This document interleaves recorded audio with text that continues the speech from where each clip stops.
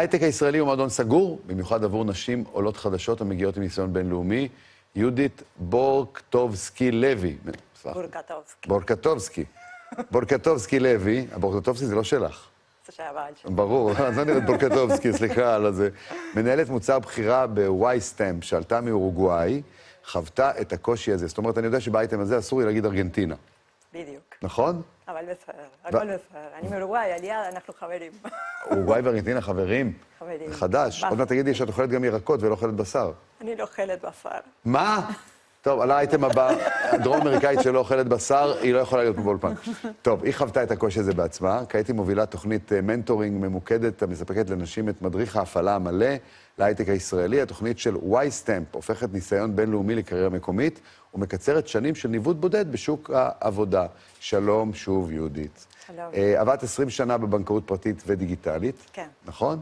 מה היה הקושי המקצועי המפתיע והכי גדול שניסית למצוא את עצמך מחדש בהייטק לפני 7 שנים? מה נתקלת? באיזה מחסום? באמת אני עבדתי בהייטק כל החיים שלי, גם בבנק. כשהגעתי לארץ רציתי למצוא דרך אחר, להיות בתחום. ולהבין קצת יותר איך פה כל ההייטק עובד, איך האקוסיסטם מתנהג, מה עושים, מה לא עושים. הגעתי בזמן ממש מיוחדת. אז כאשר התחלתי להבין איך זה עובד, ראיתי שהיו הרבה דברים שחסרים לי. אז כששמעתי מהתוכנית הזה בוואי-סטמפ, אני עובדת בוואי-סטמפ, שקוראים לו חותמת, וראיתי שזו תוכנית לעולות חדשות. אז חשבתי, אוקיי, זאת הזמן שלי לתת לעולות חדשות מה שהיה חסר לי פעם כשנכנסתי לתחום. מה היה חסר לך פעם כשנכנסת? חסר הרבה דברים. לעשות עלייה זה חוויה.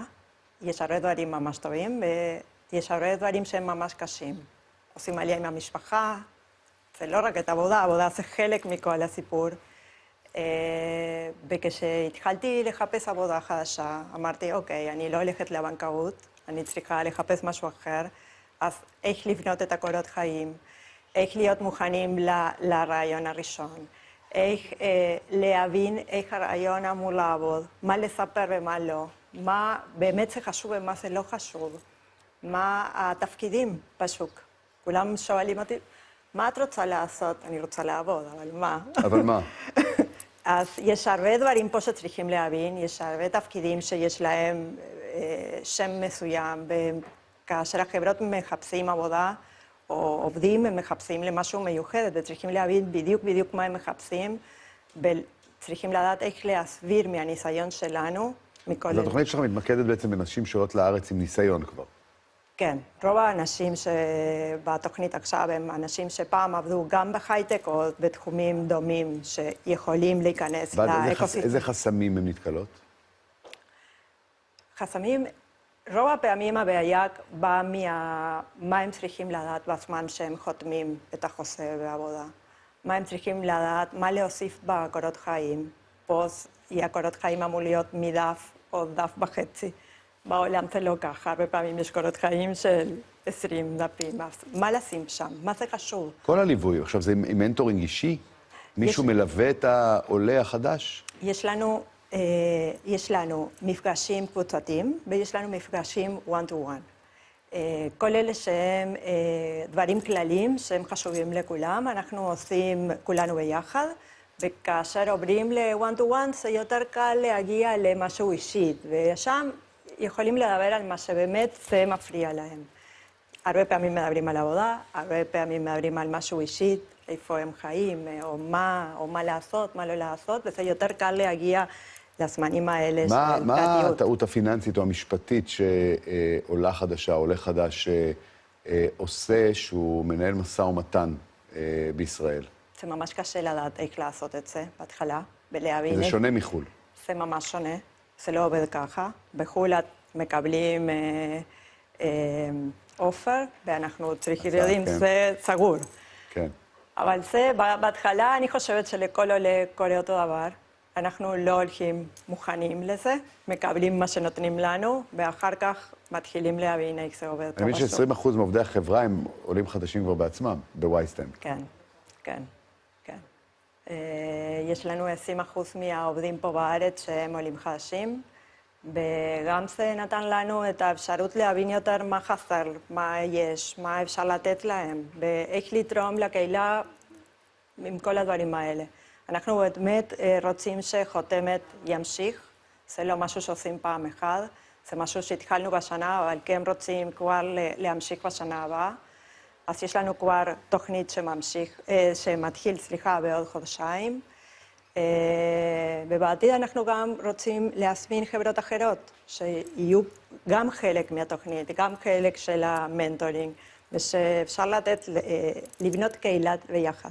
לבנות קהילה ביחד. עכשיו, כן. הקהילה הזאת מקבלת את הכלים לדעת איך להיכנס למקומות עבודה, או איך להשתלב? הכל. אנחנו נותנים את הכל. בהתחלה צריך להיכנס. רוב האנשים שאיתנו עכשיו, אין להם עבודה. אז הדבר הראשון, סטפ הראשון, זה לתת את האפשרות להיכנס לאקוסיסטם ולעבודה ולמצוא ולדעת איך למצוא ואיך לחפש איך לספר מהניסיון שלהם, מה הם עשו.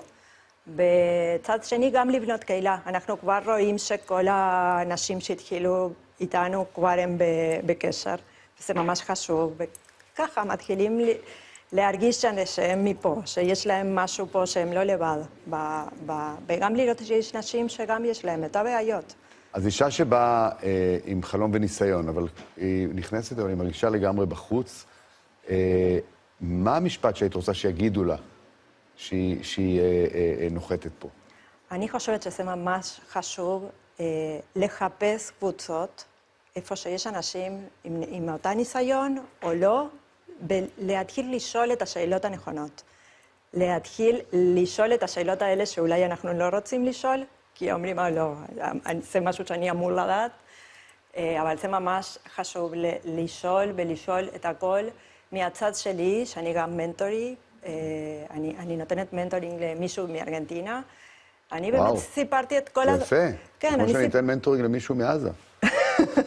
לא, אני מגזים. אני סיפרתי לה את כל כל הכאבים שהיו שלי בהתחלה. כי אני חושבת שאני בטוחה שגם יש...